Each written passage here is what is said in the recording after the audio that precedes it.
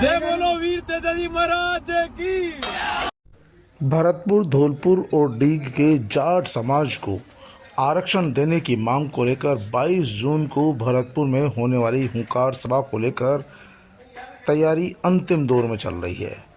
अध्यक्ष नेम सिंह फौजदार और तमाम जाट सरदारी लोगों को सभा में ज़्यादा से ज़्यादा संख्या में पहुंचने का आह्वान कर रहे हैं।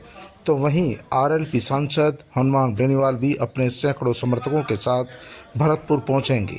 हनुमान बेनीवाल ने कहा कि जाट समाज की मांग लंबे समय से लंबित है और वे लंबे समय से आरक्षण की मांग कर रहे हैं। एक ही देश में, एक ही प्रदेश में जाट समाज के साथ ये सौतेला व्यवहार सरकारों के द्वारा किया जा रहा है। राजस्थान में जाट समाज को ओबीसी में आरक्षण मिलता है, लेकिन भरतपुर, धौलपुर और डीग के जाट समाज को आरक्षण का लाभ नहीं मिल रहा है और यहाँ का जाट समाज पिछले लंबे समय से ये लड़ाई लड़ रहा है, लेकिन अब लगता है टेढ़ी उंगली करनी पड़ेगी। पहली बार जाट आरक्षण आंदोलन का समर्थन करने जा रहे हनुमान बेनीवाल का कहना है कि हम महाराजा सूरजमल के वंशज हैं और महाराजा सूरजमल के वंशज न कभी किसी से डरे हैं न झुके हैं और हम लोग जाट आरक्षण की मांग को लेकर 22 जून को भरतपुर में हुंकार रैली में शामिल होंगे।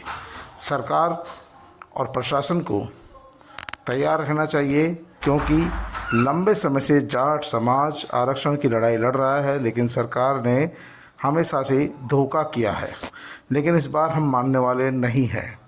उन्होंने कहा कि मोदी जी कहते हैं कि कई बार उंगली टेढ़ी करनी पड़ती है। हम भी कह रहे हैं इस बार जाट समाज उंगली टेढ़ी करेगा, क्योंकि सीधी उंगली से घी नहीं निकलता है, तब उंगली टेढ़ी करनी पड़ती है। जाट समाज ने भी शांतिपूर्वक धरने प्रदर्शन किए हैं, लेकिन सरकार ने हमेशा उनके साथ छलावा किया है।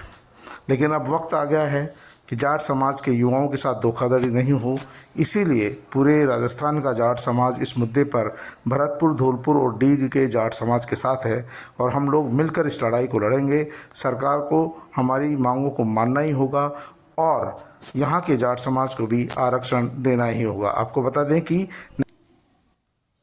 जाट आरक्षण आंदोलन के संयोजक नेम सिंह फौजदार ने भी हनुमान बेनीवाल से मुलाकात करके रैली में आने का न्योता दिया है। उसके बाद से जाट समाज के लोग भरतपुर, धौलपुर और डीग के इलाके के जाट समाज के लोगों को हुंकार रैली में ज़्यादा से ज़्यादा संख्या में पहुंचने का आह्वान कर रहे हैं। हनुमान बेनीवाल का कहना है कि वो भी अपने साथ जाट समाज के लोगों को लेकर जाएंगे और अब मिलकर लड़ाई लड़ेंगे। उनका कहना है कि सरकार उनकी मांगों को सुन नहीं रही है।